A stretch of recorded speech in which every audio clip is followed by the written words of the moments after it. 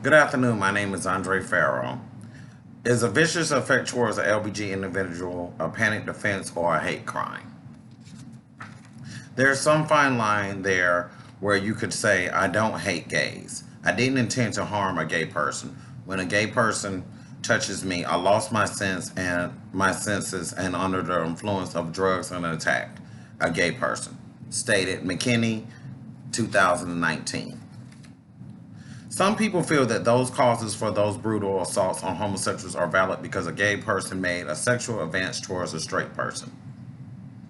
Nevertheless, those savage attacks were not justifiable because those aggressive actions were a consequence of prejudice towards individuals' sexual orientation due to some people's religion practices, their displeasing points of views of homosexuality.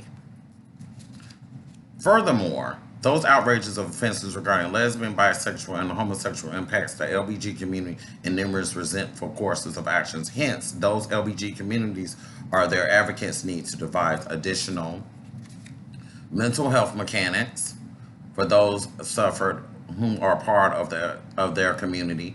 There's a need for implements of sanctions of intensity for those bigotry misdeeds, and those administrations need to prohibit the gay panic defense. Do gay and lesbian, bisexual, transgender people need an increasement of psychological health and suggestions and involvement due to homosexual hate crimes? A hatred violation geared to a gay human being had three significant outcomes. One, it demolishes traditional distinctive unbreakability. Two is the sequel into reduction of emotions of self-regard. And three, of the concepts of the earth as rational and sensible and does not exist. Rivers, McPherson, Hughes, 2010. Psychological well-being reaction of homosexuals selected by victimization incorporates those categories as mental anguish, irritated, declined self-esteem, insomnia, self-accusing, casualties condemned by others, individuals, and central homosexualism. Myers, 1995. Misplacement of protection from other people and suicidal notions. Herrick, Gillis, Cohen, 1999. Herrick, Gillis, Cohen, and Glunt, 1997. Walker and ENT, 2005. Willis in 2008. According to Hines, PhD, RN, APRN, and Schroeder, PhD, RN, PMHCNS, BC, FAN, FAAN, 2012, page 87. There is a vital need for mental health assistance to a victim who has encountered a hate crime because the victim's emotional state is not stable, and they probably are taking accountability for the violent attack. Additionally, the reinforcements is needed so the victim does not reflect an injury to themselves or distress to others. Should there be a punishment improvements for hate crimes? There was a questionnaire aimed to virtual 3,000 Swedish college students. Encouragement for repetition of magnification for despiting transgressions was average, exhibited by 1/3 of the complete illustration.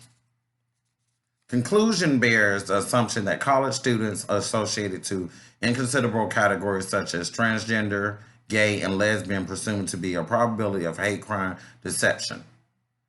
Consent to a soaring expansion of sentence of augmentation than college students affiliated to those masses such as heterosexual, stated by Melgren, 2016, page 190. LBG advocates need to reassure to those government officials that penalties for enhancements should be mandatory for homosexual bashers because no person of the homosexual community should ever feel just because they are living a diverse lifestyle, they should be treated any less than any other person in this world. Moral of penalty enhancements is required for those LBG communities because those homosexual aggressions will recognize that if they carry out any gay hate crime, they will be prosecuted mercilessly for their devilish acts. Should legislation forbid gay panic defense, or is the gay panic defense a proper safeguard? The jury will rely to what is well known. Gay panic defense, to which is accused individuals pronounce that their fatalities arouse their offenders by disclosing their sexual orientations or manufacturing non-belligerently erotic approach. In the case of State versus Brandon McLennan, 2011, to begin with a quarrel for voluntary manslaughter instead of first-degree murder. It was derogatory to the people of the gay community, whom stated it holds liability to those victims for appraising the world that homosexuality and transgender people existence are slighter higher priced